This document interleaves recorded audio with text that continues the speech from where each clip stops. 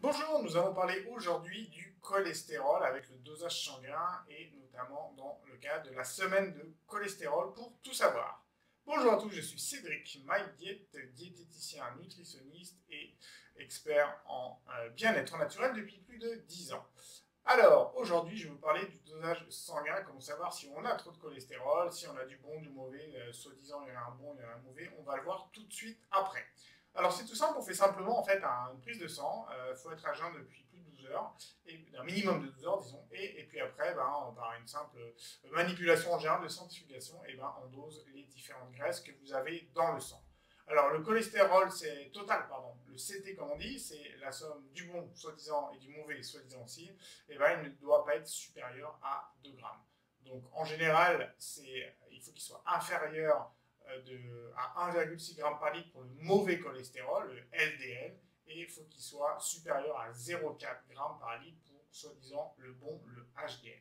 Alors pourquoi on dit qu'il y a du bon et du mauvais? Donc le mauvais, soi-disant le LDL cholestérol, en fait c'est exactement le même cholestérol que le bon, simplement dessus il a un petit marqueur qui va aller du foie vers les organes. Et le bon cholestérol, le HDL, on considère que c'est celui qui vient des organes et retourne au foie pour être détruit. Donc franchement, c'est un peu nul. Pourquoi? Parce qu'effectivement, si le foie est vraiment l'organe maître, on va dire l'organe primordial en termes de quantité de cholestérol, de fabrication de quantité de cholestérol, il faut savoir que toutes les cellules en fait ont la capacité d'en fabriquer. Et comme je l'ai dit hier, en fait, notre corps est plutôt fainéant, donc il ne s'amuse pas à fabriquer des choses ou des éléments en trop, hein, parce que ça lui demande de l'énergie et il n'a pas trop envie de s'embêter. Donc voilà pourquoi dire qu'il y a du bon, du mauvais. En fait, le corps se gère très très bien et en général, il fonctionne à la demande. C'est-à-dire, si on a besoin, il en fabrique, si on n'a pas besoin, il n'en fabrique pas tout bonnement. Alors par contre, un dosage, effectivement, dans les maladies cardiovasculaires qui se révèle un peu plus efficace pour prémunir d'une maladie cardiovasculaire, c'est le dosage du LP petit a, qui est une lipoprotéine.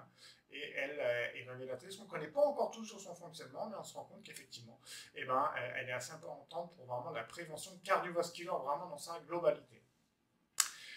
Alors, comme je le disais tout à l'heure, en fait, le cholestérol est fainéant. Donc, en fait, le meilleur contrôle sur sa fabrication, c'est le corps lui-même. Je ne veux pas faire d'amalgame, mais quand l'être humain veut avoir la main mise sur tout ce que fait la nature, en général, c'est pas bon.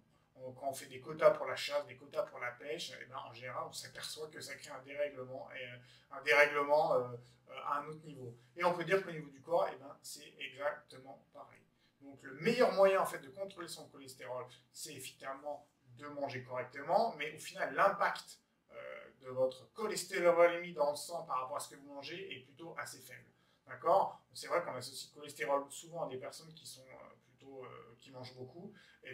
Moi j'ai vu beaucoup de personnes dans mon cabinet qui étaient, comme on dit, très maigres comme ça, mais qui avaient des taux de cholestérol très élevés. Pourquoi? Je me suis aperçu que la plupart de ces gens, c'est des personnes qui sont très speed, comme on dit, qui brûlent beaucoup de calories. Et elles ont en fait un métabolisme qui est très actif, ce qui fait que souvent elles ne prennent pas de poids parce qu'elles brûlent beaucoup les calories, mais du coup le cholestérol, aussi le corps de ces personnes en a besoin beaucoup.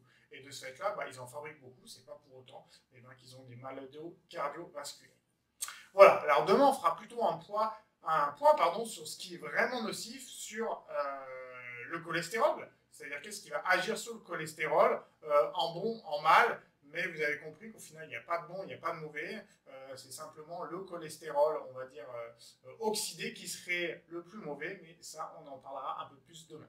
Je vous dis bonne journée, n'hésitez pas à liker la vidéo pour qu'elle soit visible par les gens qui sont intéressés, et si vous voulez avoir toutes les informations de ma chaîne, abonnez-vous et cliquez sur la cloche si vous voulez être averti de mes nouvelles vidéos. Merci, au revoir.